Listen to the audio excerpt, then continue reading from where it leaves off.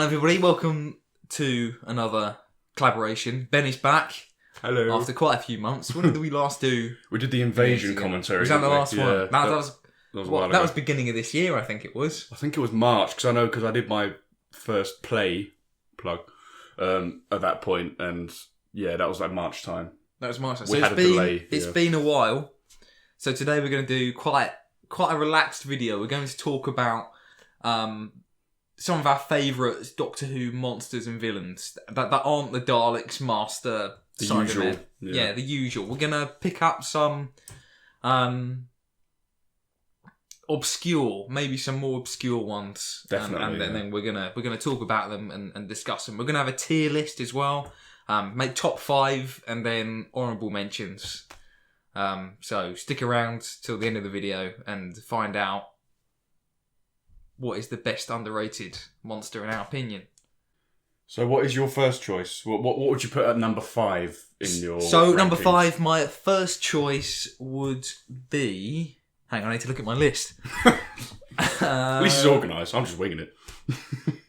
Magnus Grill from the Talons of Wayne Chiang. So I thought you'd say that. Yeah. That's a good choice, yeah. Now, obviously, Talons of Wayne Chiang, it obviously has its issues, which we should address.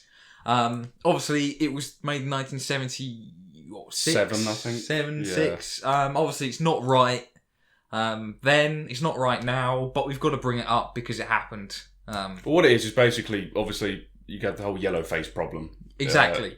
But to be fair, at the time, there weren't many Asian-born actors that were good actors that were working in Britain. In the BBC, probably. Yeah, in the BBC. Yes. Yeah. And the actors that are Asian are basically the thugs or the goons of the story, and then they're not represented in the best way. And the way they talk about...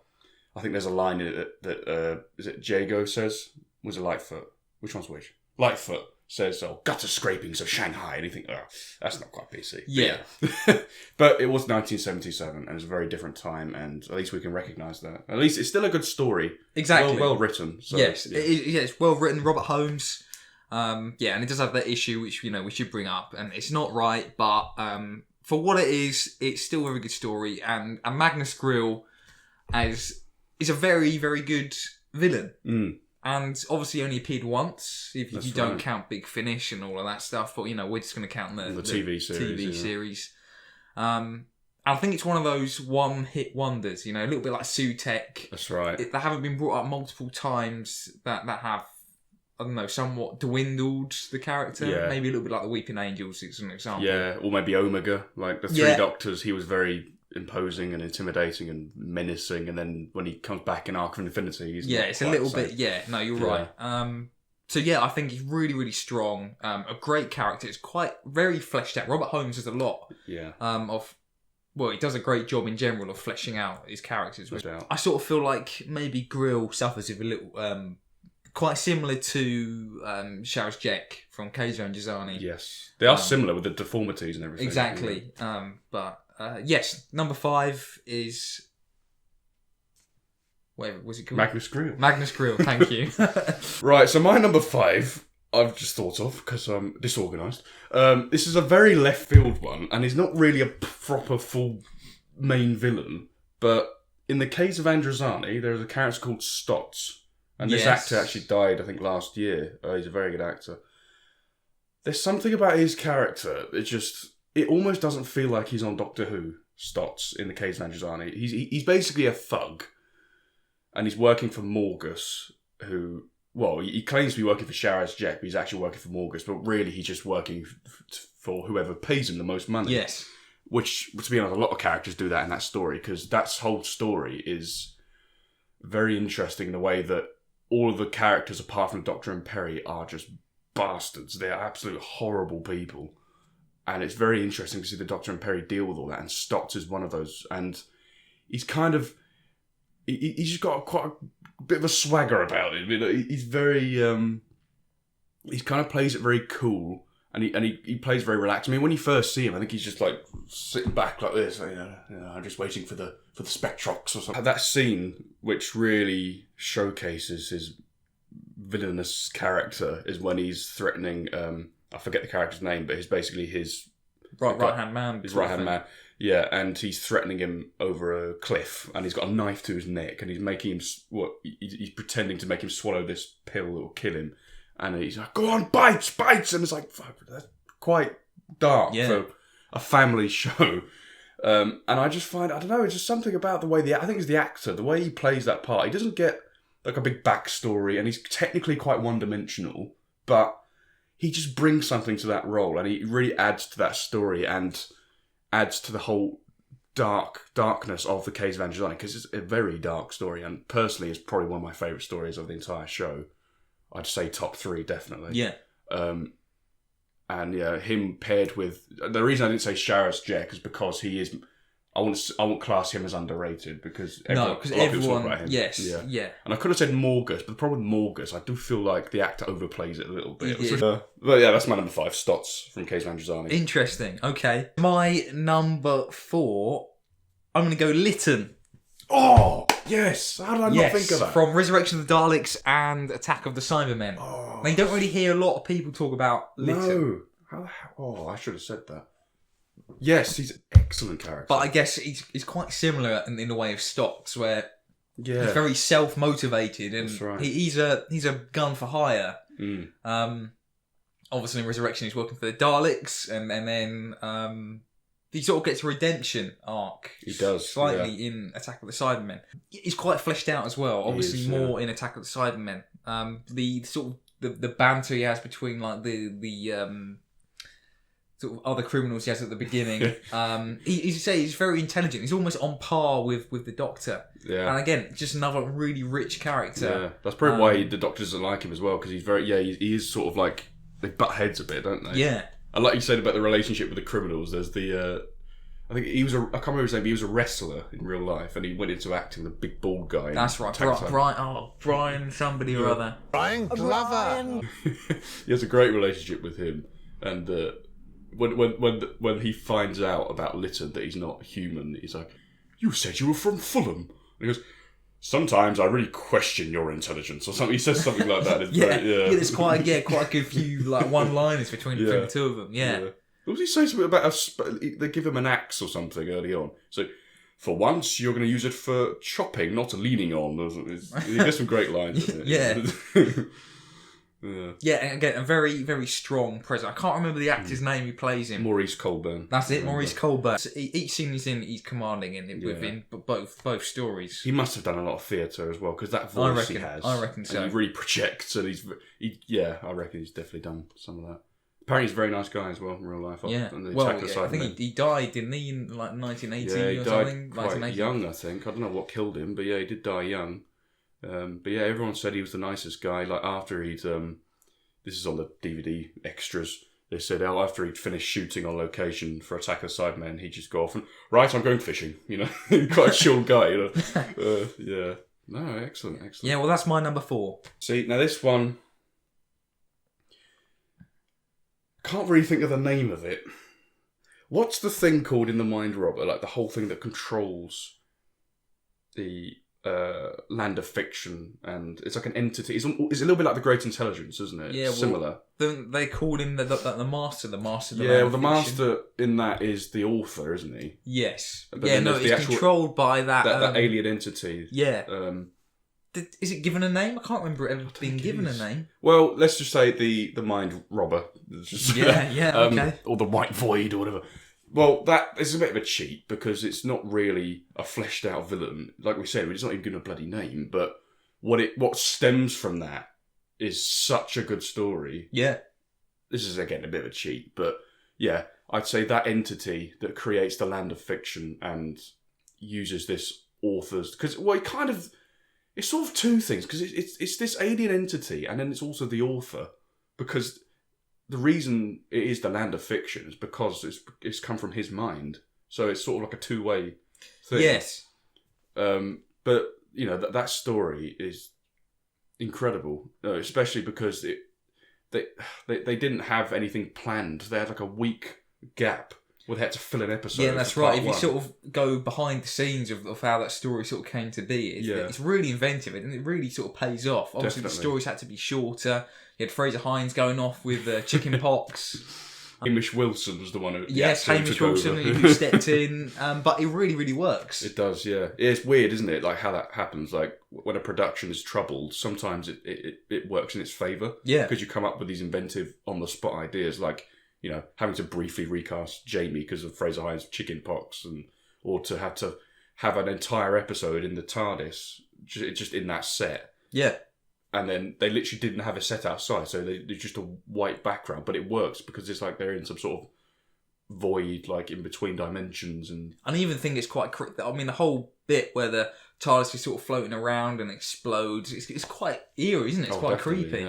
Yeah. Oh, very scary, especially when you get the bit where the console is spinning. And you get a very nice shot of Wendy Pad. But anyway...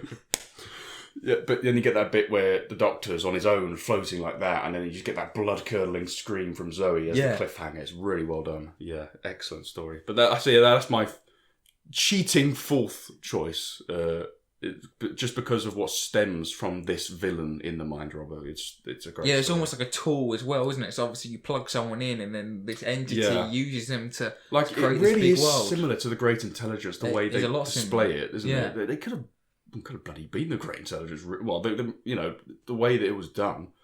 There you go. That's my fourth choice. The entity, should we call it, from the Mind Robber. My third choice is going to be the Guardians, and I'm going to say both of them, not just the Black Guardian, but the White Guardian, the Black Guardian, because they're the same entity, aren't they? Just two different aspects. They're both, what I see them as, they're both extremities. You get the White Guardian, who is all about... That's one end of the spectrum. Black Guardian's the other end. Exactly. And I feel like... Sorry to interrupt, but this is why I don't mind the ending to the Armageddon Factor, because the whole point of that season is to get the key to time, give it to the White Guardian, but you think, well, hang on a minute. Yeah, he's all good, but he's all light. He's too far the other end of the spectrum. You need a happy medium, a balance between those two Guardians. That's why they're both so extreme. Obviously, the Black Guardian's the other way. He's completely evil and wants to destroy everything. But then you need like a balance between. That's why I like the fact that the Doctor disperses the key and yeah. But anyway, But there. Well, to say, obviously, two very benevolent characters. It sort of changes the game in terms of what we saw so far in Doctor Who. And obviously, as you say, that sort of brought on the key to time and sort of bringing on the Doctor and Romana to purchase the key to time. I'm terrible with names today. I've forgotten the actor's name who plays the Black Guardian. Valentine something, isn't it? That's right. Can't remember his surname. But he's again, we talk about theatre actors. He's definitely got to be one. With that voice. With that voice as well. Waking or sleeping, boy. Exactly. Brilliant. And as well in, obviously, Mordred Undead and Terminus and Enlightenment. Yeah, he plays, both the White Guardian obviously appears at the end. They both play a very key role and again, just very, very powerful, very dominant whenever they're on screen. That's right. In the White Guardian, he's good. He has presence. I like that first scene in the Reboss operation. Yeah. Where he's in the deck chair with a drink. He's like, hello, Doctor. It's very, they both play it very well, which helps. They sort of, play it different... sort of complete opposite ways, but both sort of work. Yeah. As you say, the White Guardian is quite benevolent and sort of sitting there, and then the Black Guardian's more vicious, extreme with his approach, but then they both sort of have the same effect. That's right, yeah. They both display what they're all about. Like the White Guardian is like, he's the nice one, and he comes across as very pleasant, and obviously the Black Guardian's like, I'm basically the devil, Doctor. You will die for this. He's that's a very good choice. So that's my number 3. Cool. So my number 3 would be... I'm going to have to go... I mean, it's a one-dimensional villain, but it's just because of the effect it had on sci-fi in general, and actually... probably inspired the Terminator, even though I can't prove that, is Votan, the artificial intelligence from the War Machines. Interesting you say that, because I think I had that on my list. Did you? Oh, yeah. Well, it's very ahead of its time. Extremely ahead of its time. Like, for 1966, to have an artificial, an AI villain that's like unheard of in the 60s. It's incredible. I mean, obviously, they had just thought of this. The idea of an AI was in its infancy. And I'm so glad it got put onto Doctor Who in the 60s because it just makes it so much more futuristic and interesting. Yeah. And I mean, obviously the war machines themselves aren't the most threatening things. They're very clunky and, I mean, they're a bit of fun. They're a fun 60s villain, but they don't look very practical. I mean, the Daleks aren't practical. And these things are huge. Yeah, massive, yeah. They got a really wide back as well. But the Votan, and the voice for Votan is very good as well. It's very whispery. I think he even calls the Doctor Doctor Who, which is hilarious. It's like, Doctor Who is really quiet. That is quite amusing, yeah. It's quite subdued, I find, that voice. But then again, it still has presence. Yes. It's quite creepy, isn't it? It is. And I like the way that it hypnotises people, like the scientists that work for it, and then later on Dodo. Is it Professor Brett? Is that? Yes, I think so. The guy's name? Yeah. Professor Brett. Yeah, I can hear William Hartnell saying Professor Brett. Yes. Yeah, who Polly works for. Yes. That's quite a good introduction as well. Yeah, because that's the thing. Ben and Polly. Yeah, it's a good story because obviously it introduces Ben and Polly, who they had more potential, but in that story they were very good. And Polly comes across as a very strong 60s girl, and Ben is obviously in the Royal Navy. He's a bit of a hard man, and he acts as the muscle sort of before Jamie's time. Yeah, that's what I'll go with. I'll go for Votan. Votan, okay. I used to call it Wotan actually, but it's Votan. It's pronounced with a V. Yeah. So for my number 2, I'm going to go Lady Painful and the Nemesis statue from Silver Nemesis. Oh, okay, that's interesting. I can see why. Yeah, she's a good actress, but it's very over the top. It's very over the top, but I think it's just the way the character's been written. Obviously, it alludes to the Cartmel master plan. Yes. The character's just so rich. There's obviously just so much that we don't know about the character, and obviously the Nemesis statue is supposed to be this all-powerful weapon or whatever it's supposed to be. It's like Gallifreyan metal or something, isn't it? Something like that. Yeah. I watched Silver Nemesis not that long ago, and because obviously the way I watched the classic series was I had a lot of the DVDs when I was young, but I never watched the entire thing. Then BritBox came along, which was very convenient, £6 a month. Plug. I don't know why I'm plugging BritBox for free, but it's got the whole classic series on there, apart from some of the missing stories.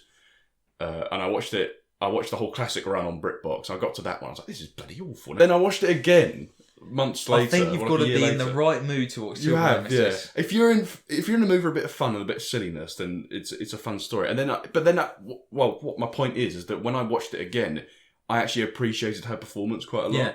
Yeah. Maybe because I've done a bit of theatre now and I've done a bit of acting, I can recognise, things like that. I think the scenes that she's in as well are the best scenes, especially the bit sort of towards the end where you've got the cyber leader, the Doctor, Lady Painful at the end in front of the Nemesis statue. That's right. There's some really sort of good and interesting dialogue there, and she's you can just tell by the performance she's very malevolent and a very powerful threat. Definitely, yeah. And obviously, Theresa McCoy's performance in that story as well really sells it. And it's great to have a female. I mean, it was the late 80s, so it was changing by that point. But it's nice to have a good, strong female villain like that. Yeah, exactly. Yeah.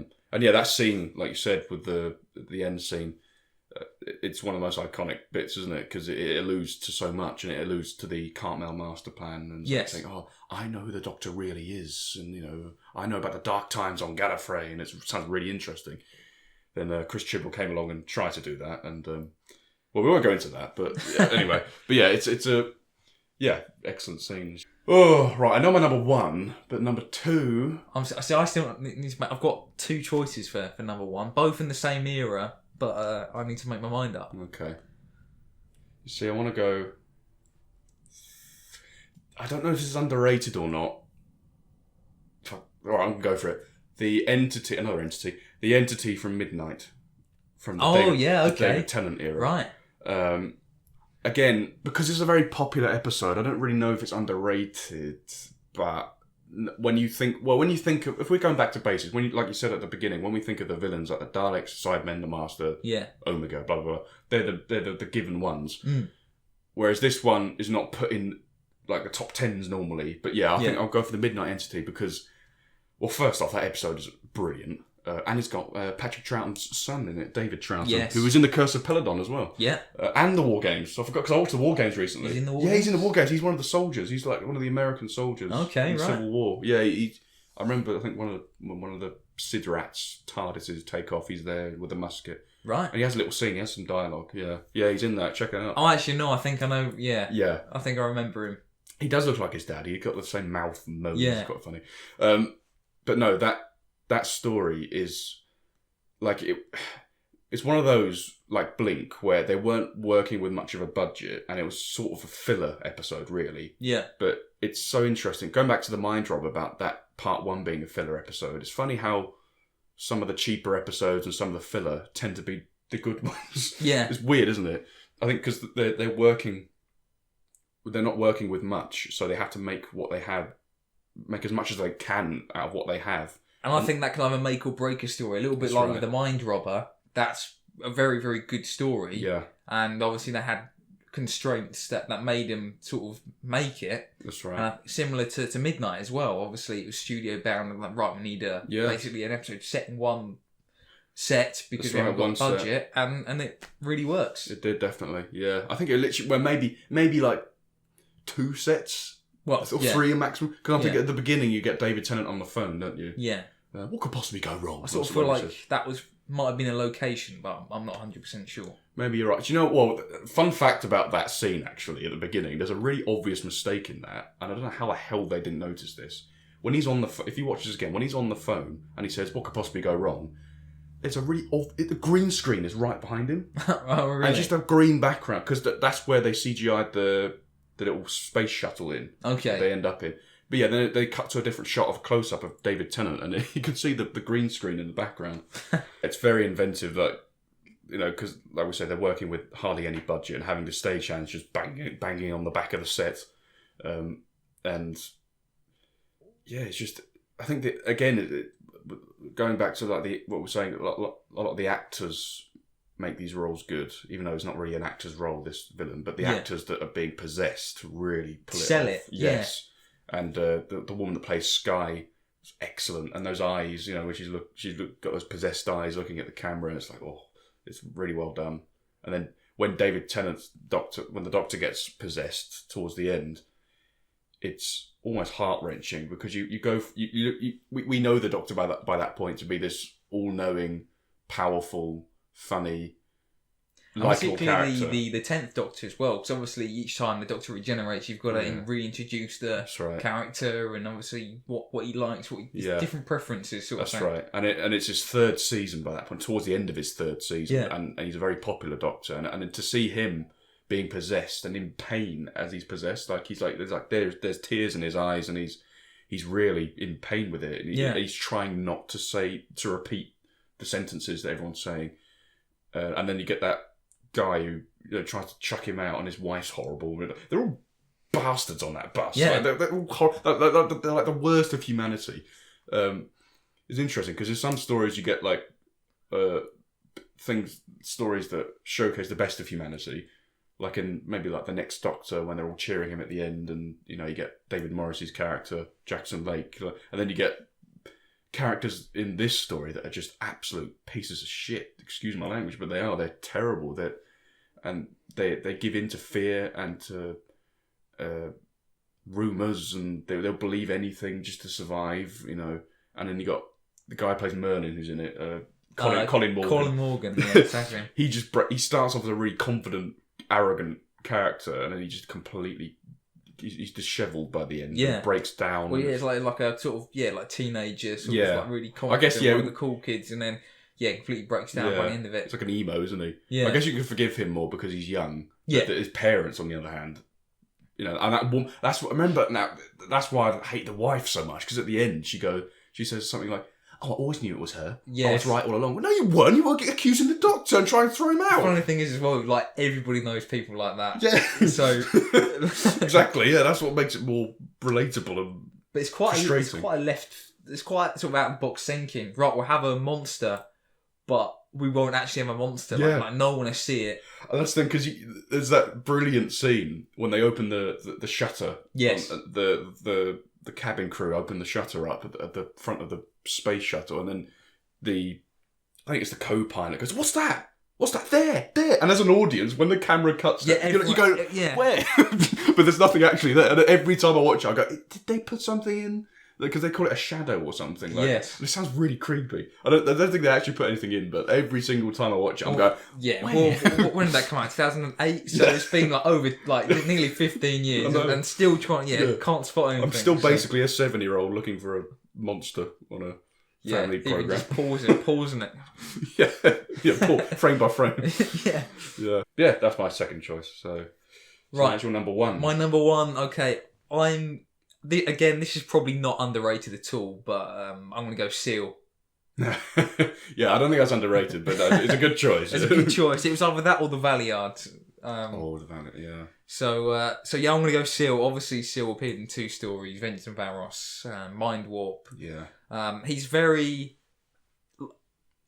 What's the word? Because he's slimy little shit. He is, but he belongs to he belongs to the Colin Baker era. Yeah. You couldn't have him with any other Doctor. That's right. Really. He suits that Doctor. He's the 6th Doctor's villain. Yeah. I think the reason he's my number one, again, if you put him with any other Doctor, he wouldn't quite work. But somehow with Colin and with the stories he's in, he's just really, as you say, slimy. He's a corrupt businessman. Yeah. He's basically a criminal, really. He's an alien criminal, and he's sly, he's unpleasant, and the way the actor plays him is so good, and that laugh, of course, is just iconic. And very much, he suits the era, and he also suits the stories, because Vengeance on Varos is what you had the video nasties back in the 80s, where they'd sell horrible things on VHS. Yeah. And they weren't commissioned or anything, and it's a commentary on that.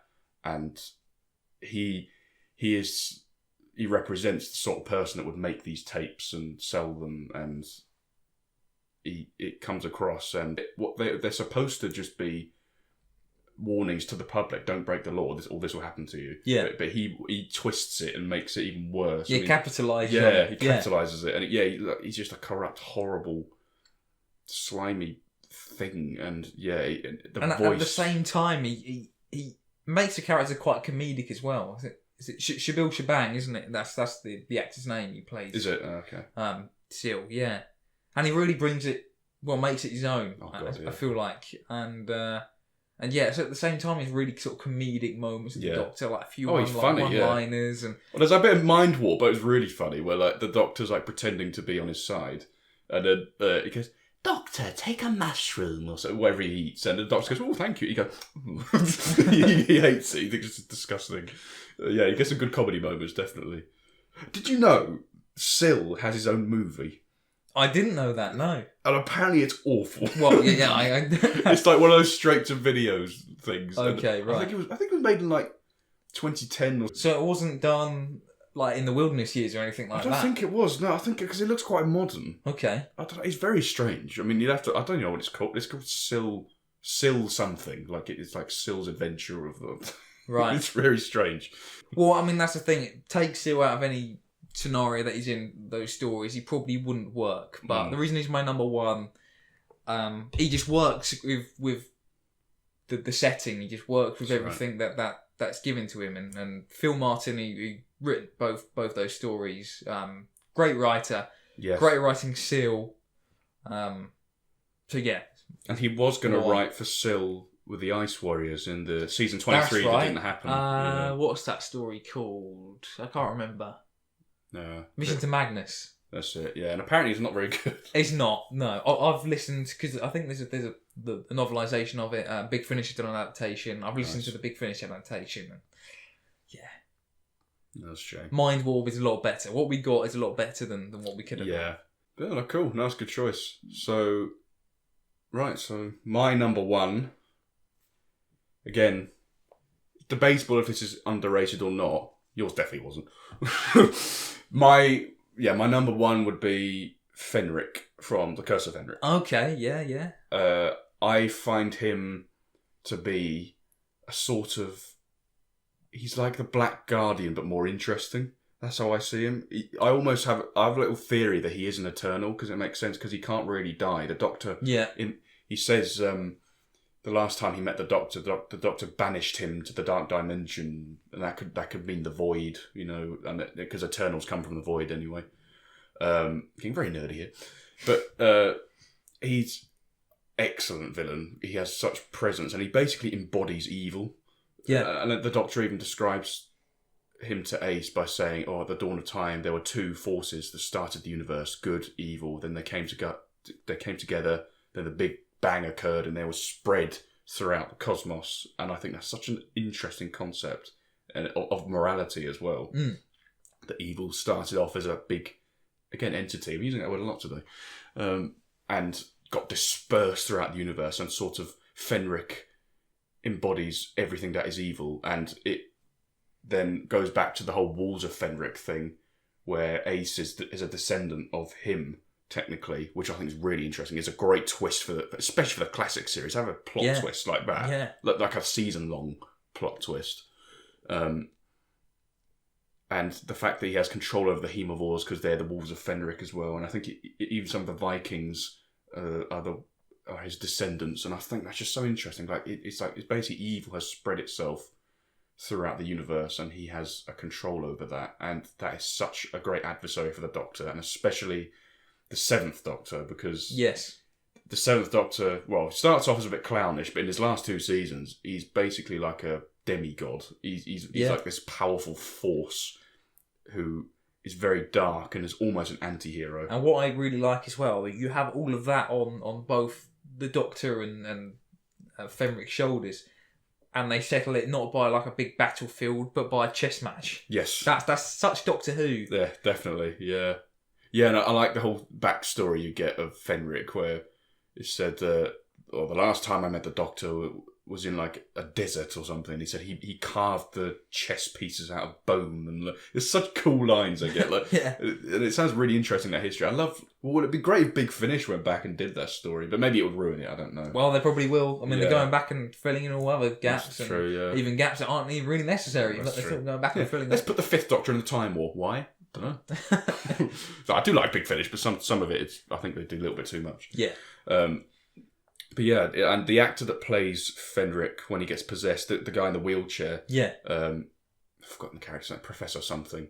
When there's that great cliffhanger, and the way he delivers his line is so perfect. He said, "So we play the game again, Time Lord." It's so good. It gives me chills thinking about it. It's such a good cliffhanger, and the eye thing, the contact lenses he has, and there's also that chilling scene where throughout the whole story, the Professor has had this sort of carer with him, the nurse that looks after him, who also appears in the new series as the Plasmavore. That's right, Smith and Jones. Yes.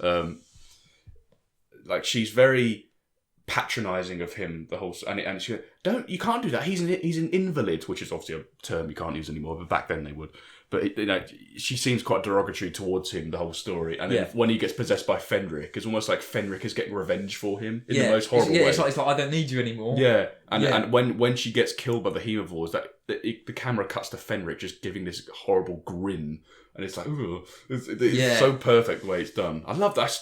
That is one of my favourite stories as well. I love the Curse of Fenric. And the actor that plays Fenric later on, the poor Russian soldier that gets possessed, is also very good. And that whole scene, it's almost, you're saying about the Silver Nemesis scene. This is like that, but on steroids. Like that last scene with Ace. Is it that story where Lady Painful gets a mention? Or yes, as well? He says, because the line, he was behind Lady Painful. That's right. He? So. Again, going back to the whole thing of like, he is evil that's spread throughout and he can control. That's right. She might be one of the Wolves of Fenric herself. Yes. That's the thing, how it's all interconnected and everything. You can you can really see sort of the roots sort of starting to form the tree that is Cotton's master plan. Obviously it got cut short. And it's a shame it didn't get formed fully, because it would have been very interesting to have a fourth season with McCoy where they would have delved into more of that. Because they were really setting it up by that point. But he'd be a great villain to bring back, I think. There's so much you can do with that character. It's so... Well, if he's the embodiment of evil, then, evil's still around, isn't it? Evil will always be around. So that's right. yeah, you can only banish it for so long, and I think it can come back in some way. But yeah, that's my first choice. Excellent story, and I think Fenric as a villain has a lot of potential. That is a very good choice. Yeah, so that was when we had the idea of doing this video. That was the first thing I thought. You thought, okay, and I was like, oh, what we're gonna do as well. That was the hard bit for me. I didn't know what I'd pick for numbers 5 to 2, but I knew my number 1. Yeah, that's what I think. Yeah. Okay, have you got any other honourable mentions? So I've got a couple more on this list. Go for it. Yeah, go. I'm not going to go into detail, but I'm just going to shout them out. The first one I actually thought of was Kroll from The Power of Kroll. I mean, again, there's another story with really low budget. The animation style as well, it makes it look quite... The way it moves... It's actually quite good, actually. You're saying it's low budget, but I think Kroll that's the best bit of the story. Kroll itself. I think it looks really good. And the noise it makes is a bit creepy. It is. So, Kroll, I had obviously Votan, which we've talked about. Magnus Crew I've mentioned. The Valiard, which obviously is the Doctor's darker side. I think he's quite highly rated. But yeah, I think you're right. I think they've really done the Valiard justice on Big Finish, haven't they? More than the TV series. Yes. And then there was another one I thought of 2 seconds ago, which I've now forgotten. So, I can't really talk about that. So yeah, that's our lists. So we had, the tier list is a bit at the side. I can't remember what I said. So whatever the list says is what we'll go back and watch it, and we'll remember what we said. Yeah. So, yeah, it's been quite an interesting discussion. Yeah, no, I enjoyed this. Very different. We normally do commentaries and things. It is, yeah. Different, yeah. While we're here, just for a little bonus segment at the end, do you want to talk about what's happening with Doctor Who at the moment? Obviously, we've got couple of weeks. No, it's just over a week, isn't it? So it's going to be a week Sunday until... This is the thing. The Power of the Doctor. They've marketed it so badly, we don't even know when it's airing. When it's coming out. No. I mean, I think they have actually announced a date now, but we don't really care by this point. It's my dad's birthday. Oh, is it? Okay. 23rd. 23rd of October, okay. Yeah, which is next Sunday. It's next Sunday? Sunday week. Wow. Yeah. That goes to show how much they've marketed it, isn't it? Yeah. I mean, we don't go into it too much, but we're not particularly big fans of the Chibnall era. I like Jodie Whittaker as an actress, and I think she's really had her moments as the Doctor, but I think she's just been very unlucky with the way the show's been written in her time. Yeah.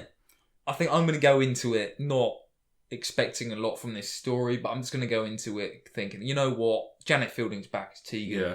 Sophie Aldridge's back as Ace. Well, that's the thing I'm a bit worried about, though. I'm just going to go in and enjoy seeing them on screen again. I just hope they do them justice, because Ace is my favourite companion. And I'm like, careful there, Chips. From the it's trailer, my favourite companion. From the trailer, it just looks like she has sort of quite a lot of action. She has the jacket back on, doesn't she? And I think she's like parachuting in the trailer. Yeah. So yeah, I'm just going to go and enjoy seeing them on screen. Yeah, I hope we can enjoy seeing it, because that's the mindset I put myself in as well, and hopefully and it's the last Chibnall one as well, isn't it? So we'll make the most of it, I think. And then we've got over a year wait until the 60th anniversary. Well. I think there's been a few articles coming out along with new publicity for Power of the Doctor, and I think there's been a rumour going around that we might see some specials at the end of this year. So I don't know if it's going to be a Christmas or a New Year special. End of this year? Yeah. Oh, well, when they were filming as well, that's too early to be sort of next year. Yeah, no, you're right. So we might end up seeing something at the end of this year. That'd be good, yeah. Maybe the David Tennant stuff, because obviously David Tennant, spoilers, but David Tennant's been obviously seen... Yeah. On location with a new costume and things like that stuff. I remember that came out like months and months ago. Exactly. So that stuff might be the first stuff to come out. Maybe, don't know. Yeah, we'll have to wait and see. Yeah, and it's rumored that Neil Patrick Harris is playing the Toymaker. Yes, Celestial Toymaker, which would be interesting. That's another that could have been on the list actually, but I thought he's not quite underrated as a villain. No, and when he shows up again in the 60th anniversary, or whatever, then he's gonna go through the roof. Everyone will be talking about Celestial Toymaker. Yeah. Well, we should have said it now, just so he is underrated now. But yeah. Oh well. He can be another honourable mention. Yeah, there you go then. I enjoyed that. Thanks for having me. That's on okay. The channel again. Thank you for coming. No worries. Thank you for watching, everybody. If you stuck around to the end, then thank you very much. I've got no plugs this week. So thank you for watching. Please go and check out my other videos. I've done some different stuff on the channel, not just Doctor Who. I'm going to branch out a little bit, as you can't talk about Doctor Who all the time, get a bit boring. So yeah, thank you for watching. Please subscribe and like the video and all of that. And we'll see you next time for a future video, whatever we do. There might be some more Peaky Blinders stuff. They're filming the movie soon. Ooh, interesting. Yeah, we're big Peaky Blinders fans. Cillian Murphy hasn't read the script yet, but we'll do soon, apparently. Yeah. When he could be bothered. Yes, exactly. I love Cillian Murphy. But yeah, thank you for watching, guys, and we will see you in the next one. Ben might be back. He will definitely be back in the video before the end of the year. But yeah, thank you for watching. We'll see you next time. Goodbye. If you enjoyed what you saw here today, feel free to subscribe for similar content. If there was a particular video or section of the video you liked, let me know by liking or commenting on the video. Your likes and comments could influence the next topic I talk about. Thanks for watching.